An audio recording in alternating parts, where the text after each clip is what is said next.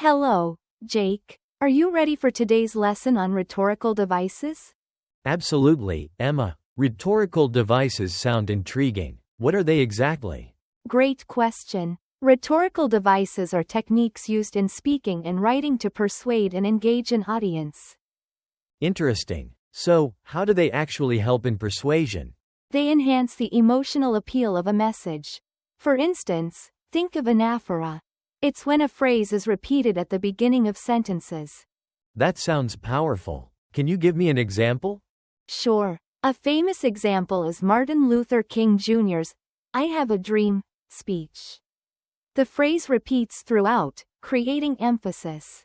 I see. So, it builds rhythm and makes the message memorable. Exactly. Next, we have rhetorical questions. These are questions asked for effect, not needing an answer. Like, isn't this a great day?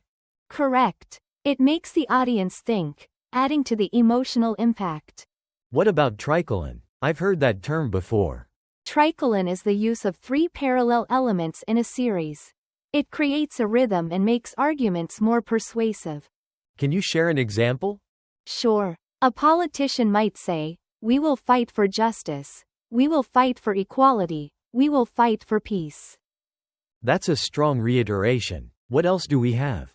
Next is antithesis, which contrasts two opposing ideas for effect, like, "It was the best of times. It was the worst of times." Oh, I see. It emphasizes the differences starkly. Exactly, Jake. Finally, we have alliteration, which is the repetition of consonant sounds at the beginning of words. For instance, she sells seashells by the seashore. That's catchy. Right. It makes phrases more memorable and engaging. This is all really fascinating. I can see how these tools would be incredibly useful. I'm glad you're excited. Now let's go deeper into each device with some examples. Shall we? Absolutely. Let's dive in. Okay. Starting with anaphora.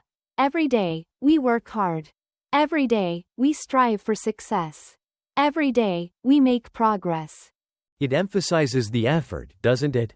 Exactly. Moving on to rhetorical questions. Who wouldn't want to be successful? It prompts reflection. Right. It's like you're challenging the audience viscerally. Yes. Now, the tricolor example.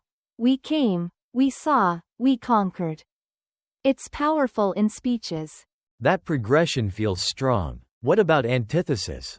Antithesis could be, to err is human, to forgive, divine. It highlights the contrast beautifully. I love that. And alliteration? Any memorable phrases? Certainly. The wild winds whisked through the willows. That rolls off the tongue nicely. These examples are making the concepts clearer. What's next? Let's have a dialogue using what we've learned. Ready? Yes. I'll give it my best shot. Okay. Imagine we're at a debate. I start. Every voice matters.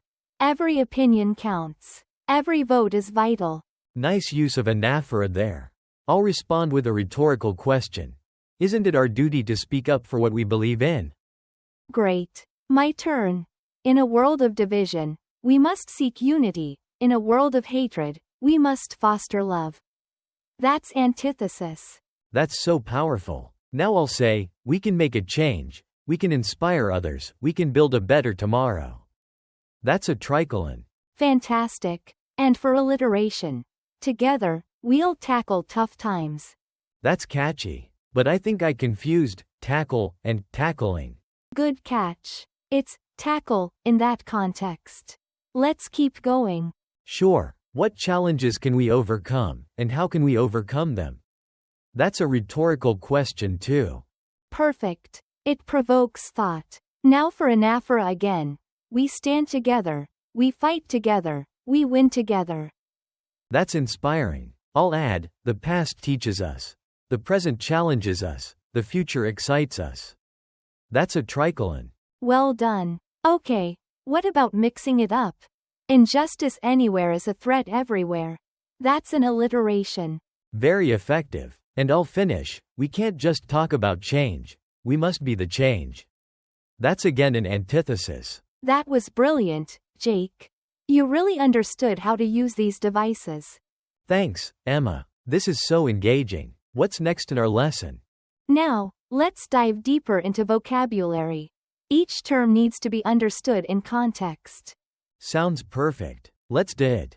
Starting with anaphora, it's repetition for emphasis. For example, we will overcome, we will prevail, we will succeed. Got it. Anaphora is about building momentum through repetition. Rhetorical questions are questions posed without expecting an answer. For example, who can resist a good story? That's effective. It really engages the audience. Next is tricolor, which provides 3 parts for impact: life, liberty, and the pursuit of happiness. Thank you for those examples. I feel more confident already. Antithesis is about contrasting ideas. It was the best of times, it was the worst of times. Contrast really highlights differences effectively. Alliteration brings rhythm to phrases. Peter Piper picked a peck of pickled peppers. That's amusing. Using alliteration can entertain the audience, too. It does. Let's review through some practice questions now. Ready? Absolutely. First off, what is an example of anaphora? I have a dream is a famous example, right? Correct. Next, can you give me a rhetorical question? Isn't it time for a change? Spot on. Now, how would you explain tricolor? It uses 3 phrases in succession for impact, like, we will rise, we will stand, we will fight. That's excellent. What about an example of antithesis? To err is human, to forgive, divine. Yes. Finally, what does alliteration do? It creates a poetic rhythm, like Fast and Furious Friends. Perfect, Jake. You've really grasped these concepts. Ready for a bit more review next time? Definitely. What will we focus on next class? We'll dive into persuasive techniques and how to structure arguments effectively. Sounds exciting. I can't wait. Thanks for today, Emma. Thank you, Jake. See you next time.